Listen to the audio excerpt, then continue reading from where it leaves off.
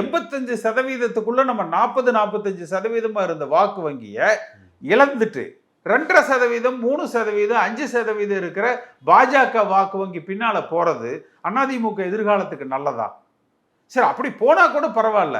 எல்லோரையும் அரவணைச்சீங்கன்னா ஒரு திராவிட கட்சியாக கருத்து மாறுபாடு இல்லாம நம்ம பயணிக்கலாம். நீங்க அந்த இடையில இன்னொரு டயலாக் வேற விட்டாரு. என்னது, ஒரு விவசாயி முதலமைச்சர் ஆனா இவ்வளவு சிரமங்களை அப்படியே 2 சொட்டு கண்ணீர் விட்டுருக்கலாமே, நல்லா இருக்கும்ல பாக்குற போது சீன் போடுறதுக்கு. 2 சொட்டு கண்ணீரை விட்டுட்டு அப்புறம் இதுக்கெல்லாம் கூட கர்ச்சிப் எடுத்து தொடங்கல. அமித்ஷா என்ன கதற கதற அடிச்சிட்டாரா, கண்ணீர் மல்க வெளியே வந்தீங்களா? அதுக்கு பதில் சொல்லுன்னா அதை விட்டுட்டு நான் என்ன ஒரு விவசாயின்னு இப்படி சொல்றாங்க, நான் குண்டா இருக்கிறேன்னு இப்படி சொல்றாங்க, எனக்கு தொப்பை பெருசா இருக்குன்னு இப்படி சொல்றாங்க. இதெல்லாம் தேவையில்லாத பேச்சுக்கள்.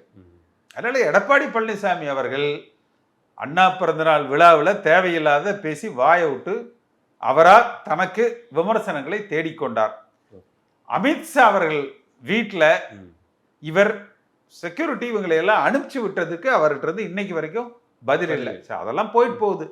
அடுத்து நீங்க விவசாயியா இருந்த என்ன, யாரா இருந்த என்ன, தமிழ்நாட்டுக்கு சிறந்த விவசாயி தேவை அப்படின்னம்னா அது விவசாயத்துறையில் உங்களுக்கு ஏதாவது பட்டம் பதவி பரிசு கொடுக்குற அன்னைக்கு பார்த்துக்கலாம். தமிழ்நாட்டுக்கு ஒரு நல்ல முதலமைச்சர் தேவை.